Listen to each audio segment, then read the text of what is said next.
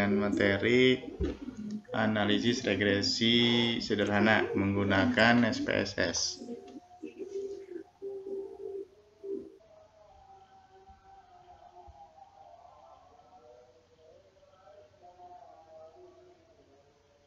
Baik, di sini kita udah tampil ya, udah kelihatan ya.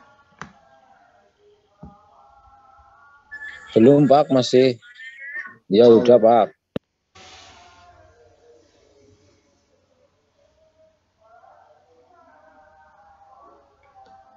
Oke, di sini analisis regresi sederhana. Kalau minggu yang lalu kita membahas tentang korelasi atau hubungan, sekarang membahas tentang analisis regresi sederhana. Mohon suaranya yang masih aktif, mohon dinonaktifkan dulu ya, biar jelas kedengaran suara saya.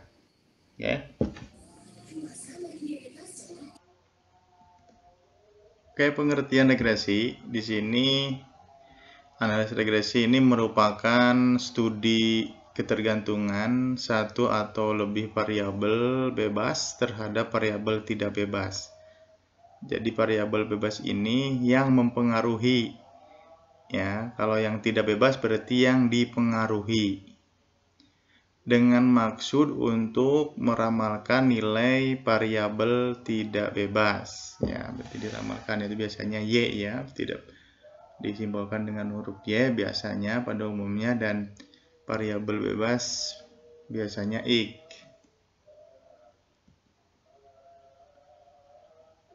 Ini contoh dari penerapan analisis regresi ya. Saya contohkan ada 5. Yang pertama, analisis regresi antara motivasi terhadap prestasi belajar.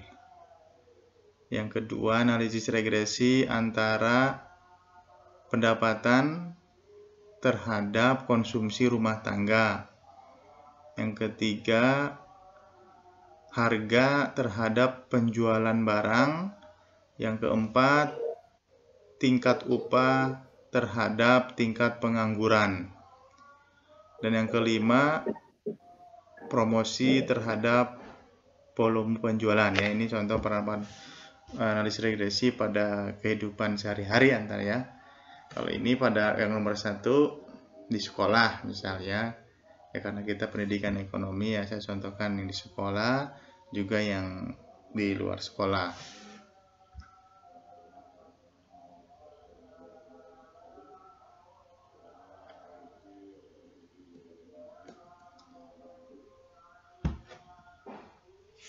Di sini ada ketergantungan statistik.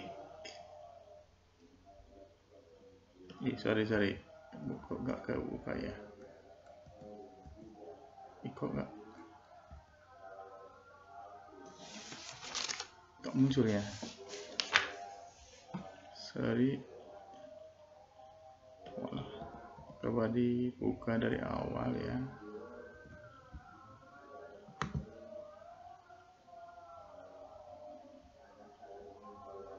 Oke, ini ada ketergantungan statistik dengan fungsional ya. Enggak buka ya.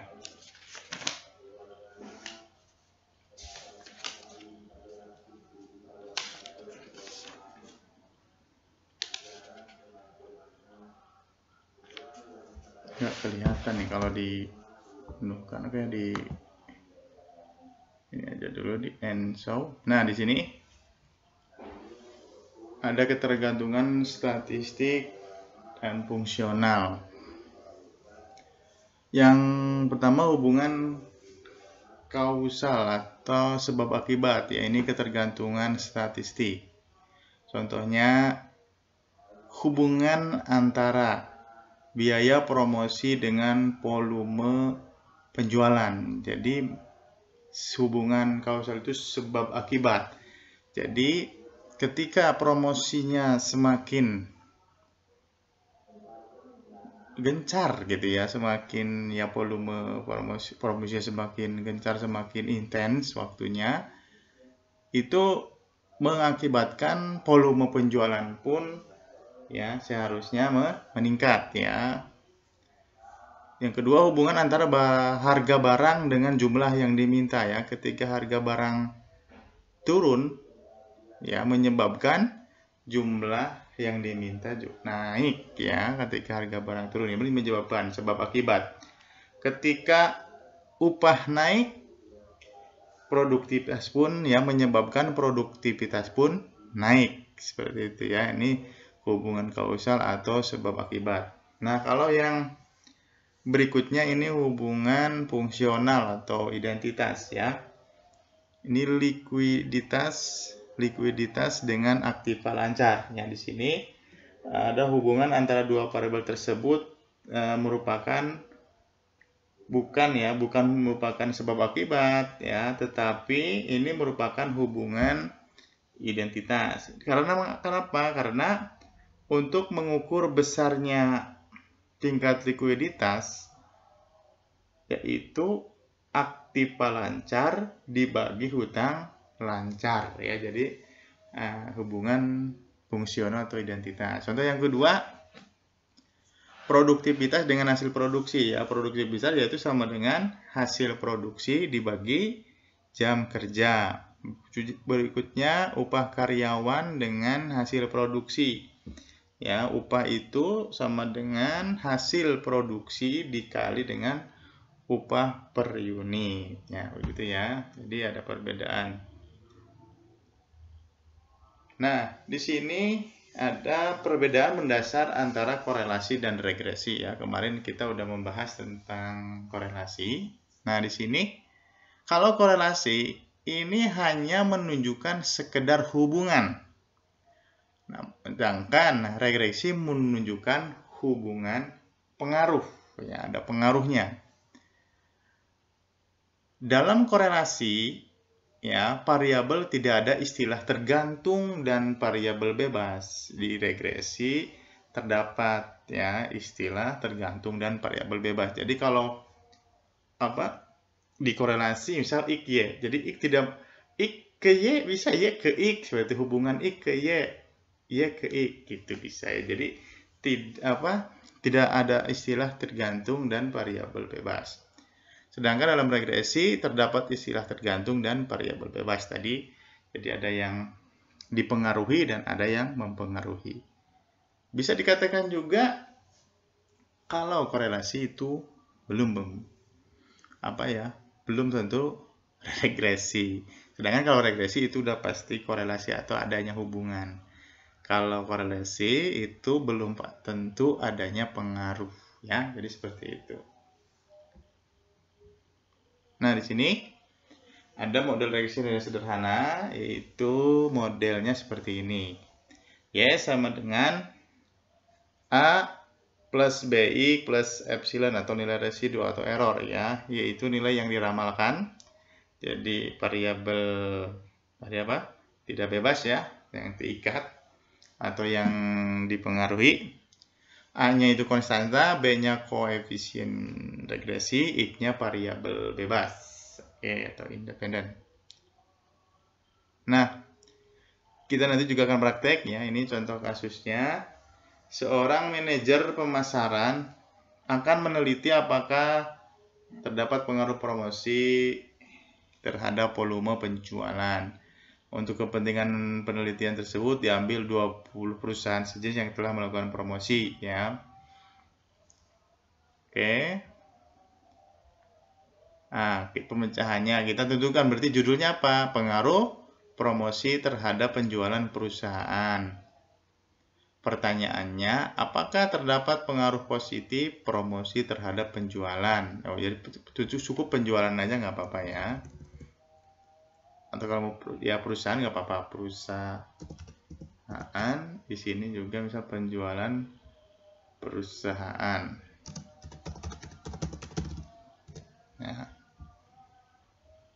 Ya. Hipotesisnya H0 itu tidak terdapat pengaruh positif ya promosi terhadap penjualan perusahaan. HA-nya alternatif terdapat pengaruh positif promosi terhadap penjualan perusahaan.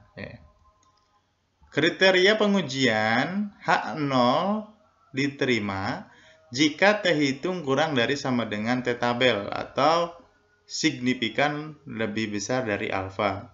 HA diterima jika T hitung lebih besar dari T tabel atau signifikan kurang dari sama dengan alfa dan arah koefisien positif. Nah, data yang dikumpulkan seperti ini, ya. Misal di sini ya ada data yang dikumpulkan, penjualan dan promosi, ya. Nah, di sini ada 12 data, 12 komponen, ya, 12 perusahaan. Penjualan Y berarti ini variabel terikat atau tidak bebas, promosi ini variabel bebas. Ya, ini penjualan ya dalam berapa, misal juta atau ribu, ya, promosi dalam ribu atau dalam juta, ya. Ya, biar memudahkan pengolahan aja jadi satuan atau puluhan, ya. Oke. Nah, yang perlu dicari untuk ANAS data yang diperlukan itu perhitungan yang pertama persamaan regresi, yang kedua koefisien determinasi, yang ketiga nilai F hitung, 4 nilai T hitung, dan terakhir kesimpulan. Ya, nanti kita akan cari ya, akan praktek. Nah, ini saya juga kemarin udah mencoba, jadi seperti ini nanti persamaan regresinya ini. Berarti nanti kita coba aja ya, dari mana kita mendapatkan nilai uji F atau nilai F.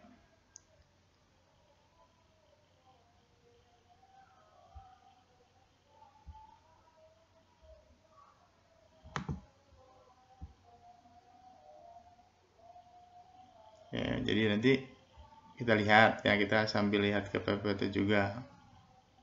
Nah ya, jadi kita nanti lihat ya di sini persamaannya nanti ya, A-nya itu 1,424. A-nya itu konstannya, B koefisien itu 8,761 I. Ya, I-nya apa? Variabel bebas plus epsilon atau residu. Terus koefisien determinasi itu R square dan adjust R square, ya. Di sini ya. Nanti yang dilihat ini tabel summary. Nah, nanti di uji F digunakan untuk uji ketepatan model apakah nilai prediksi mampu menggambarkan kondisi sesungguhnya, ya. Di sini H0 diterima jika F hitung kurang dari sama dengan F tabel. HA diterima jika F hitung lebih besar dari F tabel. Nah, yang ditemukan F hitungnya ini ya, 77,005.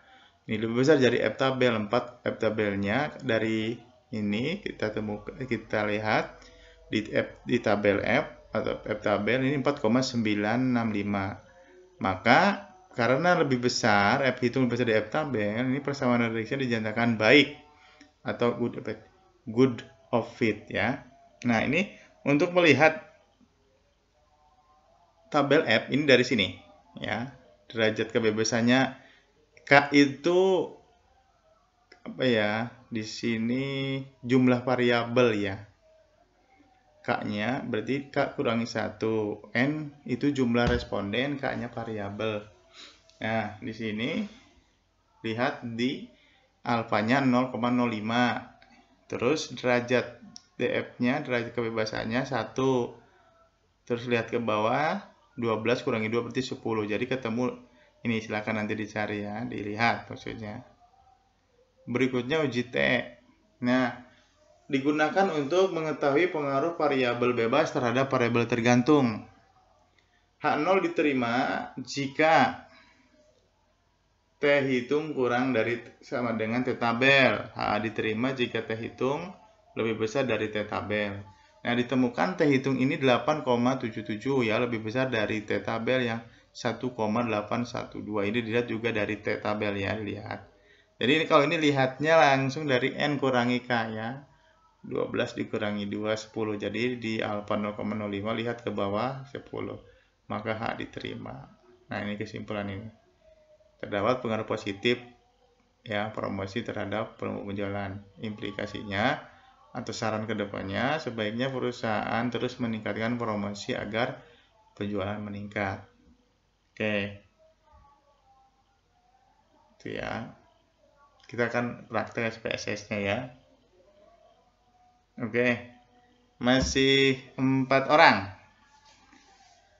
Oke, kita akan praktek SPSS ya. Oke, saya akan buka dulu.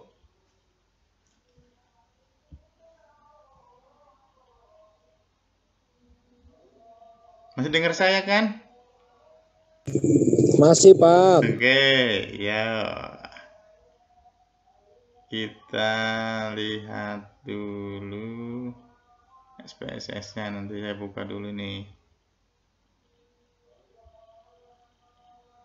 Nanti rekamannya juga ada ya, nanti saya share di YouTube.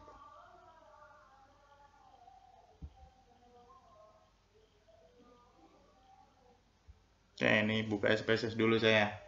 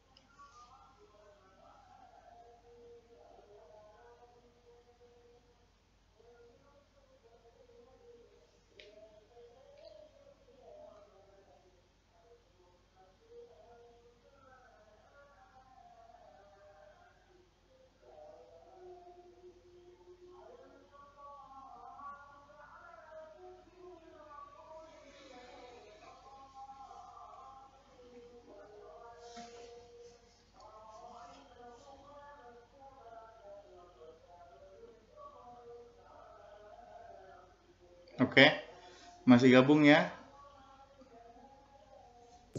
Masih, Pak.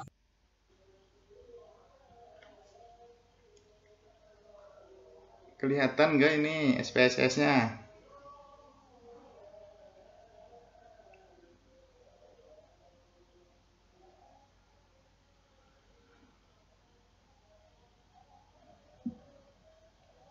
Kelihatan nggak? Mas Wahyudi? Kelihatan, Pak. Kelihatan, Oke. Pak. Oke, ini kelihatan. Kita kan analisis saja ya. Kemudian ini udah ada data seperti ini. Misal sarang input kemarin udah dijelaskan ya, waktu korelasi sama aja. Ini promosi, ada penjualan. Ya, di sini Y-nya apa? Y ya, Y promosi ya. Y-nya promosi. I-nya maaf, I promosi ya, I promosi, Y-nya penjualan ya, jangan kebalik-balik ya. Oke, di sini kita nanti akan masukkan data-datanya ya. Nah, kita masuk ke analyze, lalu regresi ya, regresi. Oke, kita mohon Mas Ahmad Holilullah suaranya ya. Saya ulangi. mati gitu. Di off-kan dulu suaranya. Oke. Mohon Mas Holilullah di off-kan. Kalau ngangkat tanganku. Di yang tanda mic itu, mute, di unmute ya. Oke, lanjut. Di sini kita masuk ke analyze, correlate, regresi ya, regresi, terus masuk linear ya. Promosi apa tadi? Promosi itu independen ya, variabel bebas. Masuk ke independen, terus penjualan masuk ke dependen, variabel terikat. Nah, udah. Kalau udah seperti ini, udah. Tinggal yang lain abaikan saja, yang lain kita oke.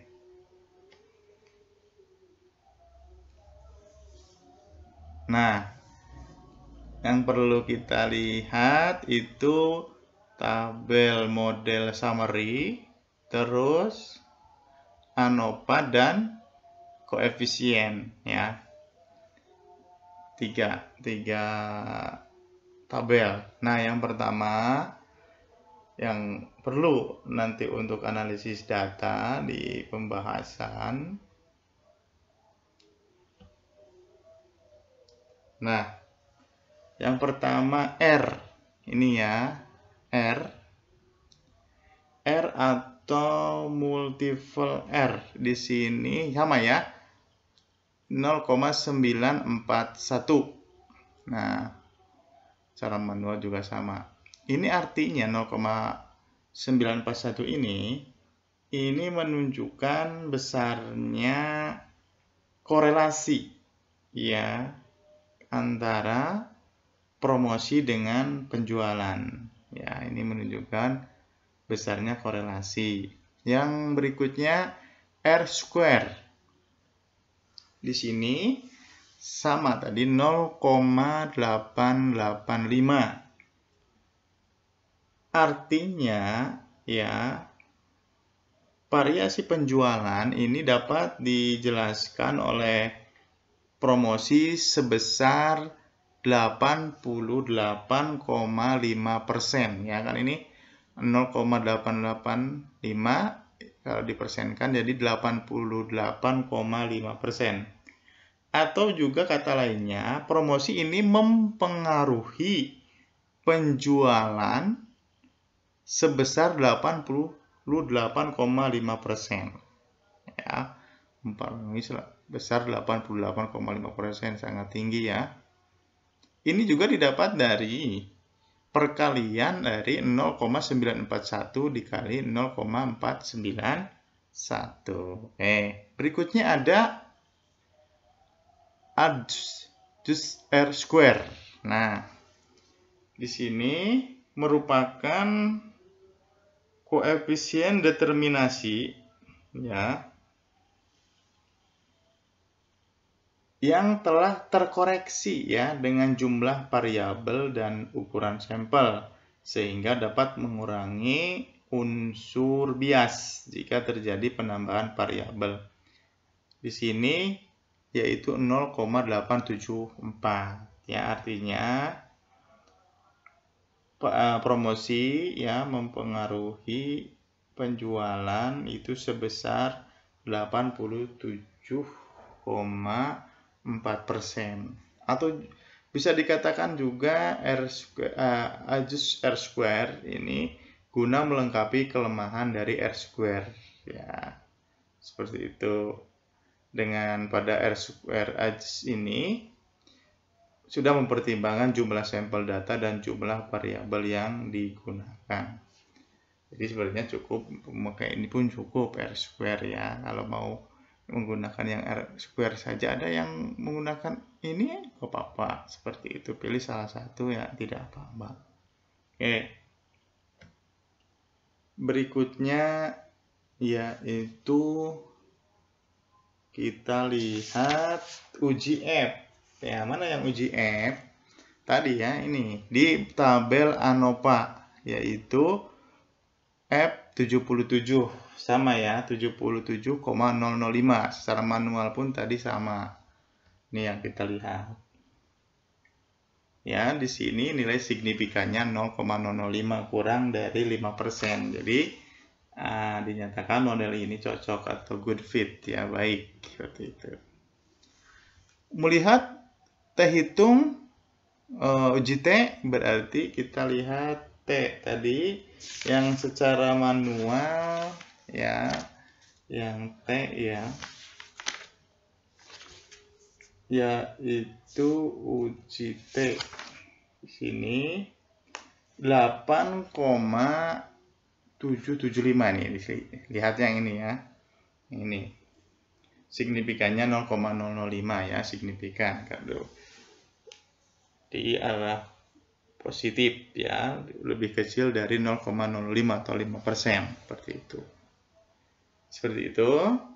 Nah, untuk melihat model regresinya, analisis regresi sederhana kita, nah ini alfanya ini 1,424, terus B-nya 8,761. Jadi sama dengan manual, dengan SPSS juga sama. Jadi menentukan A-nya ini 1,424 konstan di sini ya, tulisan konstan. Terus di sini B-nya 8,761. Ya, seperti itu ya. Tadi yang model regresi yang di PPT itu. Oke, bisa dikonfirmasi ke PPT ya. Oke, lumayan banyak ini yang hadir. Berapa orang? 6 orang ya, 6 orang. 5. Oke, kita konfirmasi 5 Pak. 5 ya. Lebih tahlil. Oke, ini yang di PPT tadi ya, nanti PPT-nya saya share juga nggak apa-apa. Nah, modelnya yang ini tadi nih.